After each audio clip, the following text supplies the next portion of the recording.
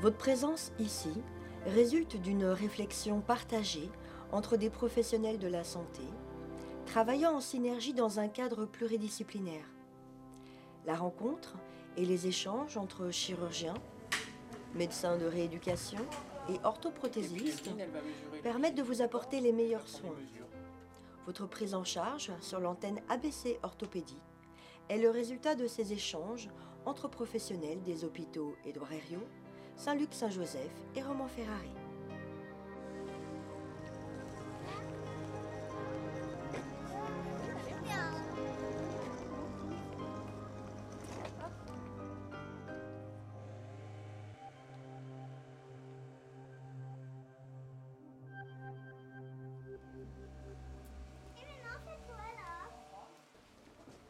Bonjour Doudou.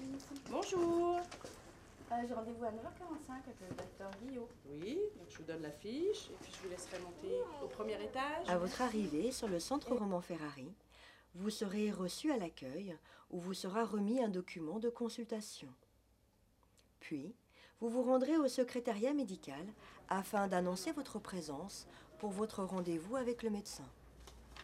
Au sortir du centre, les documents seront restitués signés à l'accueil.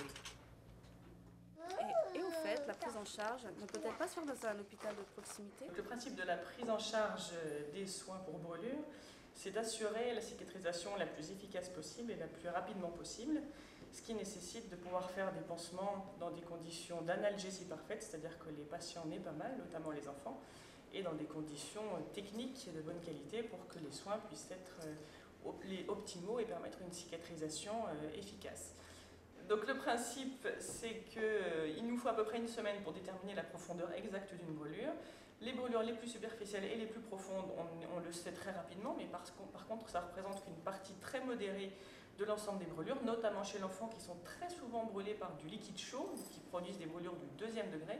Et malheureusement, le deuxième degré, c'est justement les brûlures pour lesquelles on est obligé d'attendre afin de déterminer l'évolution. C'est-à-dire qu'une grande partie d'entre elles vont être capables de guérir spontanément avec des pansements bien réalisés, mais qu'une partie est plus profonde, et on ne peut pas le savoir à l'avance, et pourra nécessiter éventuellement une chirurgie. Donc le principe de la chirurgie, c'est que la cicatrisation dans les suites soit la meilleure possible. C'est-à-dire dans le cas où la brûlure n'est pas capable de guérir spontanément dans un délai satisfaisant, on sait que les cicatrisations vont évoluer sur un mode hypertrophique, c'est-à-dire trop épais, trop important, et qu'elles vont entraîner des séquelles à la fois esthétiques et fonctionnelles. Donc le but de la chirurgie, c'est assez rapidement, une fois qu'on sait que la plaie ne peut pas guérir toute seule, de proposer d'enrayer la mise en place de tous ces phénomènes qui vont aboutir à des cicatrices de mauvaise qualité, afin de permettre une cicatrisation qui, par la suite, laissera les séquelles esthétiques et fonctionnelles les moins importantes.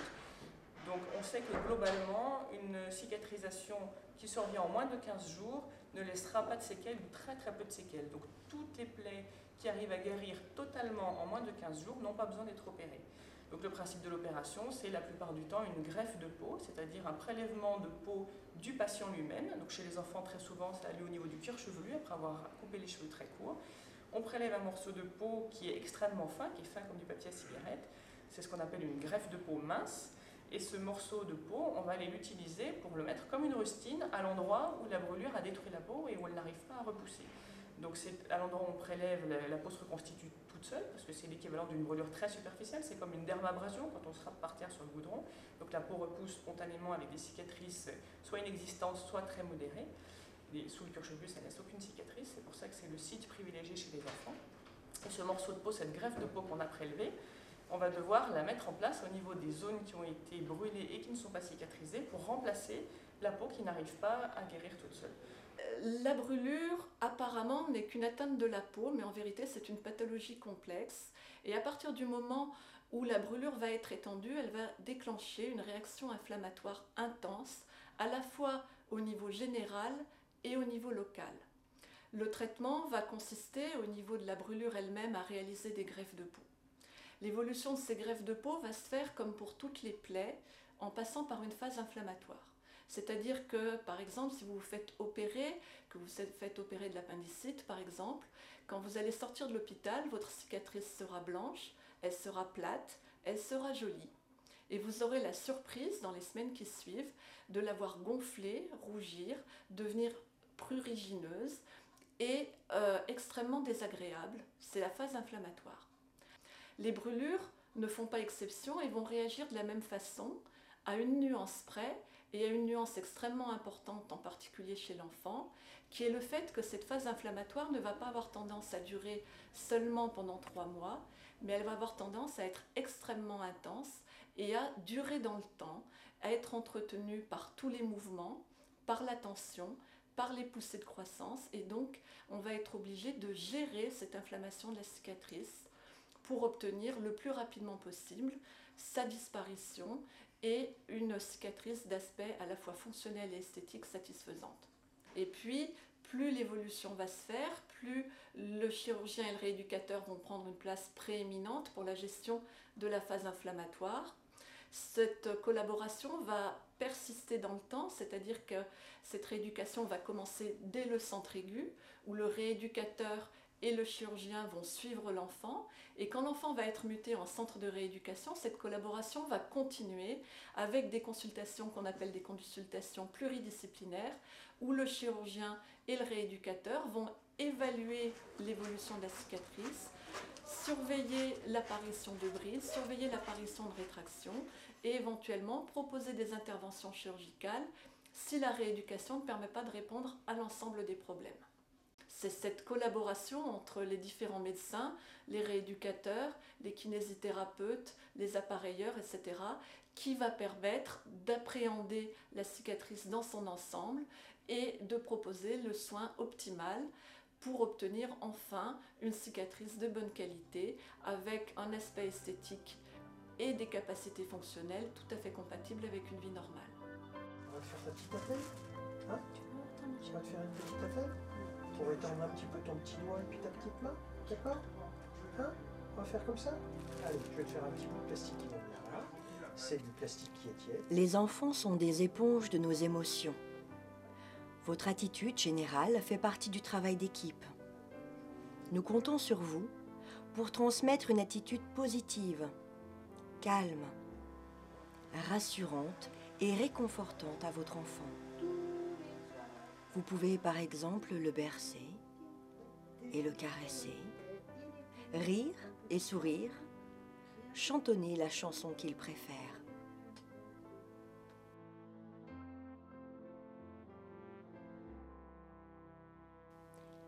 Et c'est justement le moment de garder le même rythme de balancement et de caresses, de paroles rassurantes que vous partagez avec votre enfant. Nage, nage, nage, nage, nage, les petits poissons dans l'eau nagent aussi bien que les gros. Les petits poissons dans l'eau nage, nage, nage, nage, nage, les petits poissons dans l'eau nagent aussi bien que les grands. Les petits poissons dans l'eau nage, nage, nage, nage, nage, les petits poissons dans l'eau nagent aussi bien que les grands. Et à quoi ça sert tout ça?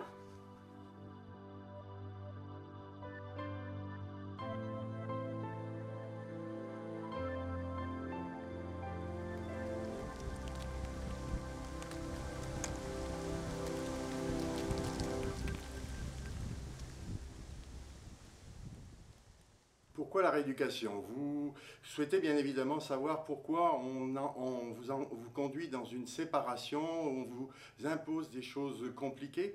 La rééducation en matière de brûlure est devenue incontournable parce que nous sommes tous différents, que vous avez compris qu'il avait fallu actuellement réaliser une greffe de peau à votre enfant, que cette greffe a été la seule issue, la plus rapide, la plus performante pour solutionner le problème du recouvrement de la peau. Cette greffe en soi permet de reconstruire la peau, mais de façon incomplète. Vous comprendrez qu'en prélevant seulement 1/10 de millimètre d'épaisseur, il n'est pas possible de reconstruire la totalité de la peau et il faut bien le comprendre.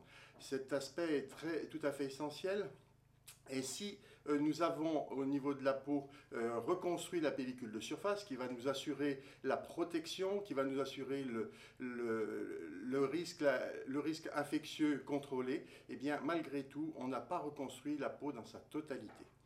Et il va nous falloir par la suite traiter cette peau, laisser le temps à la nature de reconstruire les différentes couches, de sorte que l'on n'ait pas et que l'on ne voit pas de problème par la suite et que la cicatrice soit la plus acceptable possible. Comme je vous l'ai dit, on est tous différents, nous n'avons pas les mêmes systèmes de cicatrisation, mais là, en l'occurrence, nous avons tous eu des systèmes de cicatrisation qui ont été débordés par la gravité de la brûlure. Donc nous sommes tous différents, chacun a sa peau et chaque peau est différente pour tous les individus du monde et donc il est impossible pour nous de prévoir quel sera l'avenir et notamment votre souci principal, répondre à la question eh bien, pour combien de temps il y en a. Et rassurez-vous, c'est vous qui, les premiers, verrez les caractéristiques de l'évolution et nous vous donnerons les moyens de savoir où en est votre enfant et comment il progresse. Nous allons donc être obligés de réaliser dans un premier temps des immobilisations. Votre enfant est petit, il va bouger, il est impossible pour nous de lui expliquer de se limiter. Votre enfant est grand, il est adolescent et ce n'est pas forcément plus simple. Donc l'immobilisation initialement est quelque chose d'important et d'essentiel. L'immobilisation passe par des appareils que vous verrez qui vont être impressionnants, qui positionnent les enfants dans des positions parfois surprenantes, mais qui sont des appareils réalisés sur mesure et qui sont en aucun cas douloureux, tout au plus inconfortables. Chez l'enfant, nous avons compris très vite que le respect de son jardin secret était quelque chose d'essentiel. L'enfant accepte beaucoup de contraintes, pourvu que l'on lui laisse l'initiative, la possibilité de se déplacer et de bouger, avoir la liberté de mouvement. Pendant toute la première phase du traitement, vous avez vu apparaître des pansements volumineux qui avaient pour but de réaliser cette immobilisation. Actuellement, vous allez voir apparaître des attelles en plastique. Par la suite, nous serons amenés à introduire la compression. La compression va permettre de réaliser au niveau de la cicatrice ce que la nature ne peut pas faire elle-même, c'est-à-dire une contention efficace qui va permettre de drainer la cicatrice et qui va optimaliser la cicatrisation des terminaisons nerveuses et des capillaires qui permettent de nourrir la peau. Plus le malade est à une zone profonde, moins le malade a de sensibilité. La sensibilité sera transmise par effet ricochet sur les zones avoisinantes. Et la sensation de faire mal sera quelque chose de retardé. Il est tout à fait essentiel de comprendre que l'enfant n'aura pas l'information et donc il ne faut pas que l'on le juge irresponsable. C'est en fait impossible pour lui de savoir à quel moment il va faire du mal à sa cicatrice. Il faut absolument comprendre que ce défaut de sensibilité est préjudiciable. Lorsque nous avons mal à un genou, lorsqu'il est enflé, nous n'avons pas idée de forcer la douleur et nous ne forçons pas la douleur. En matière de brûlure, nous n'avons pas besoin de forcer la douleur puisqu'elle n'est pas là sur la zone malheureusement la plus profonde. Et là, il faut absolument que les appareils prennent le relais. Pour le tout petit, il nous a fallu mettre à disposition des appareils nouveaux qui soient susceptibles de leur permettre une vie au quotidien qui soit plus facilitée. Il faut savoir que dans tous les cas, le confort n'a pas été oublié et si bien qu'à terme, on est en train d'utiliser le plus souvent des matériaux en silicone et des plaques qui ont des reliefs. À la phase initiale, vous verrez que ce type d'appareil laisse une empreinte sur la peau, un peu comme un pneu sur un sable mouillé, et cette empreinte témoigne de l'œdème qui stagne dans la cicatrice, donc du sang en fait qui diffuse pour nourrir les cellules et qui a du mal à repartir au niveau de la circulation générale.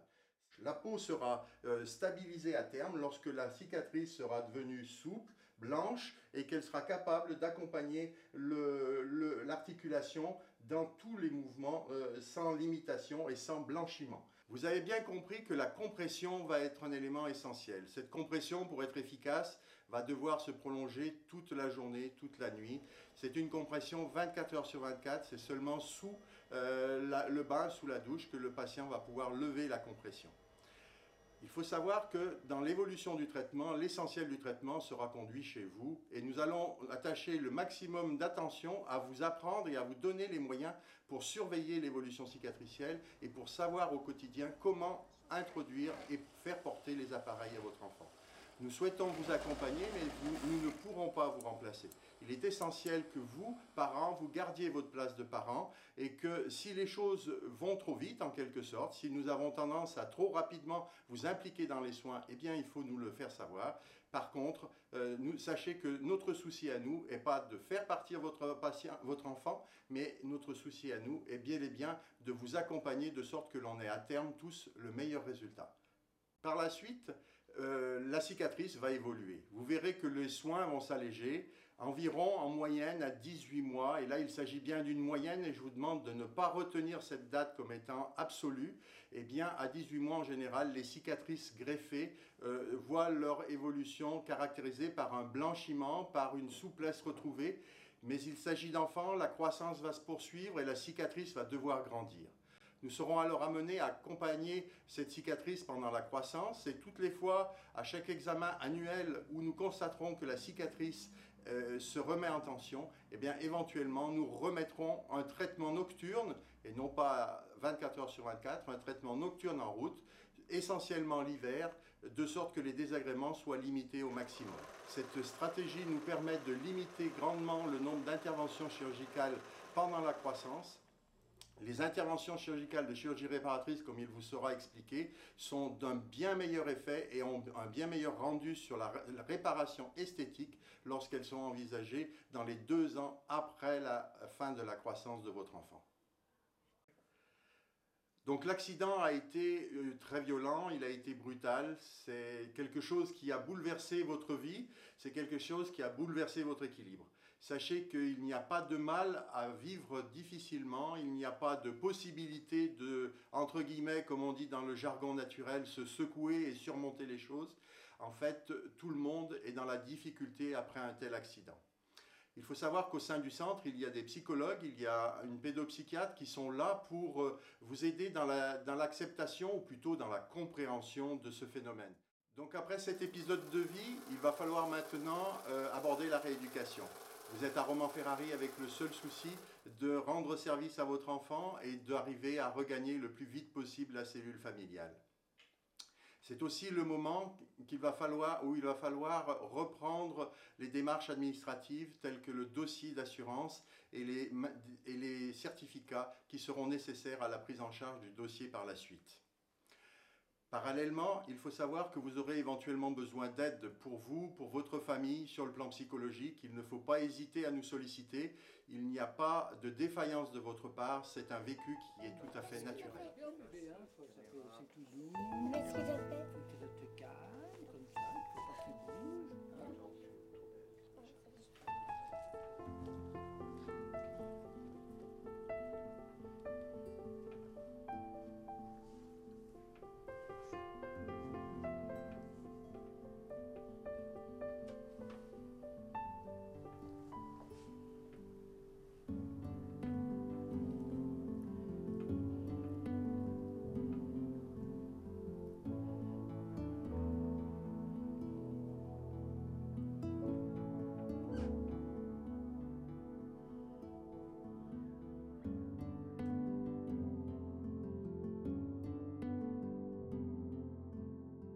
Votre enfant devra être allongé. Réfléchissons ensemble à un positionnement adapté. Nous rappelons l'importance de transmettre une attitude positive. Par exemple, en caressant votre enfant, en le rassurant. Nage, nage, nage, nage, nage, les petits poissons dans l'eau nagent aussi bien que les gros. Les petits poissons dans l'eau nagent, nagent. Et t'as mis quoi sur fond? J'ai mis la bande D'accord. et l'autre bande là pour que ça fasse partie du masque. Voilà, autour du menton? Oui. D'accord. Là ici, c'est en train de durcir un petit peu. D'accord. Et tu sais ce que Là. tu vas faire après? Ici, oui. D'accord. L'enlever. Oula. Je vais faire mal. Là, voilà. On va sortir Et c'est là, encore, le moment de garder le même rythme de balancement et de parole. Pour se nettoyer un peu? Ah oui, on sera bien comme ça. Ça va faire du bien. De retrouver un petit peu la chaleur. Voilà, très bien. Je pars en douche. Nous avons besoin que votre enfant reste immobile. Vous pouvez, par exemple, jouer à la statue. Nous proposerons à votre enfant des objets de distraction, des bulles, des histoires, des DVD, qui lui permettront de garder une attitude calme. Combien de temps vont durer les soins? Il faudra revenir souvent? Au cours de la première année, on va renouveler l'appareillage à chaque fois que l'enfant va grandir. Et puis, on va aussi modifier l'appareillage en fonction de l'évolution de la cicatrice. Ça veut dire que lors des premiers mois, on se reverra sûrement toutes les 6 semaines. Et progressivement, quand la phase inflammatoire va diminuer, on va pouvoir espacer toutes les consultations et les moments où on va reproduire les appareillages.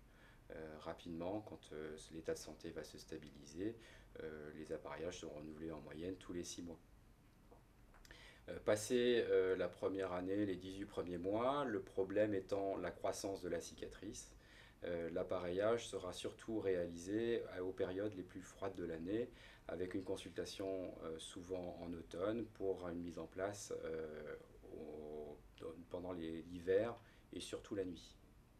Partagé en 2 parties distinctes, il y a la première partie qui est la partie du temps inflammatoire qui dure environ 12 à 18 mois, au cours duquel les appareillages de compression seront gardés quasiment en permanence. En plus de ces appareillages de compression, on leur a ajouté des appareillages d'immobilisation qui seront décidés par votre médecin lors des premières consultations. Par la suite, au cours de la période de croissance, puisque la cicatrice, si on avait affaire à des adultes, serait totalement mûre, entre guillemets, à partir de 18 mois. Chez l'enfant, cette cicatrice, elle doit encore grandir. Et donc, ça nécessite de suivre celle-ci pendant toute la durée de la croissance pour parfois l'aider, elle aussi, à prendre de l'ampleur grâce en particulier à nos appareillages, mais aussi parfois avec des techniques de kinésithérapie. Comment ça va se passer? En cas de prise en charge en hospitalisation en centre de rééducation initialement, nous allons réaliser les prises en charge pendant les premières semaines, puis une fois que les premières semaines seront écoulées et que l'état se sera stabilisé, la poursuite des massages et de l'appareillage vont se dérouler à la maison, avec des consultations régulières qui au début seront espacées environ toutes les 6 semaines, puis progressivement tous les 3 à 6 mois. Pour ce qui est des enfants qui seront vus directement en consultation, certains peut-être seront hospitalisés parce qu'on estimera nécessaire de le faire pour une meilleure prise en charge. Pour les autres, nous réaliserons les appareillages au fur et à mesure des besoins, avec des consultations elles aussi au début espacées d'environ 1 mois à 6 semaines, puis progressivement espacées en fonction de l'évolution de la cicatrice. Au final, comme pour toutes les cicatrices de brûlure, nous allons voir les enfants jusqu'à la fin de la croissance.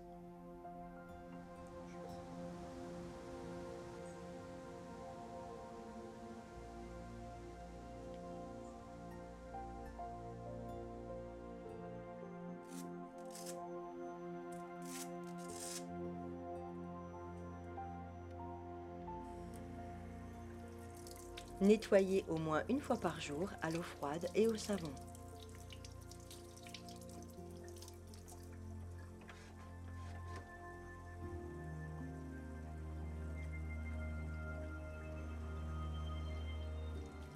Ne pas mettre à sécher les appareillages vers les sources de chaleur. Si les attelles ne sont plus ajustées, pour différentes raisons, comme une diminution de l'œdème qui fait que l'attelle glisse, ou parce que votre enfant a grandi, n'hésitez pas à appeler le centre. Si un point d'appui persiste ou si une plaie apparaît, vous pouvez en informer également le centre. Oui, bonjour. Est-ce que je pourrais avoir le secrétariat médical, s'il vous plaît? Oui, merci beaucoup. Bonne journée. Je pourrais jouer au foot? Est-ce possible d'aller se baigner, faire du sport? Est-ce que je peux mettre de la crème? Parmi les questions qu'on aborde systématiquement, c'est l'hydratation. L'hydratation étant la question d'apporter à la peau au quotidien, voire plusieurs fois par jour, la crème. Parce que dans la peau cicatrisée, dans la peau brûlée grave, il y a un déficit de la sécrétion du sébum, c'est-à-dire l'hydratation naturelle de la peau. Et donc on va suppléer, il faudrait suppléer à ce déficit en amenant de la crème extérieure à la peau. La question qu'on aborde également de façon systématique, sont les précautions liées à l'exposition solaire, puisque cette peau brûlée, grave et cicatrisée va être fragile et laisser facilement passer les rayons solaires qui vont à nouveau dégrader la qualité de la peau. Donc il va falloir systématiquement utiliser les crèmes solaires. Ce qui est retenu actuellement sont les indices forts, l'indice 50+. Et ça va être de façon systématique pendant plusieurs mois, voire plusieurs années. C'est une précaution à garder systématiquement. Les autres questions qui viennent, et ça de façon informelle, c'est la pratique du sport. Et connaissant les enfants, ça c'est une question qui leur tient à cœur. Et je dirais, assez souvent, on engendre des déceptions, mais c'est aussi vrai qu'au début de la prise en charge, il faut vraiment arrêter toute sollicitation des cicatrices. Donc tout ce qui est cicatrice en regard ou à côté d'une articulation, il va falloir la laisser au repos, sinon on va s'exposer à des complications ultérieures. Et c'est pour ça qu'on va contre-indiquer la pratique du sport. Je dirais, c'est vraiment une des activités qu'il faut mettre en veilleuse sur les premiers mois. Et quand je dis premiers mois, c'est quand même, en fonction des localisations, on peut aller à 6 mois facilement de mise au repos par rapport à la pratique du sport. Il y a une des activités qu'on peut facilement autoriser par la suite, c'est la pratique de la natation. Et ça me permet de rebondir sur la question de la baignade, de la mer. La question de la baignade. La baignade est autorisée. On prend la précaution de ne pas la faire tout de suite le premier ou les 2 premiers mois, mais passer le 2e mois. La baignade est autorisée, que ce soit la baignade dans nos baignoires à domicile, la baignade dans la piscine ou à la mer. À partir de 2 mois, la peau est suffisamment solide pour accepter la baignade, et même la baignade devient vraiment indiquée pour la cicatrice. Donc c'est cette activité-là qui nous sort d'affaire quand on contre-indique le sport. Par bonheur, on arrive à accepter, à autoriser les enfants à aller se défouler dans la piscine. Et ça, c'est une alternative qui est intéressante.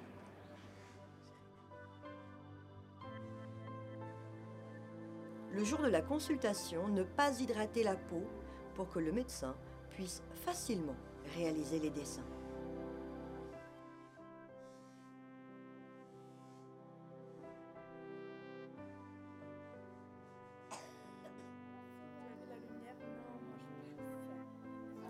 Les professionnels de ces établissements médicaux vous accueillent enfants, familles et vous accompagnent de manière bienveillante durant les soins.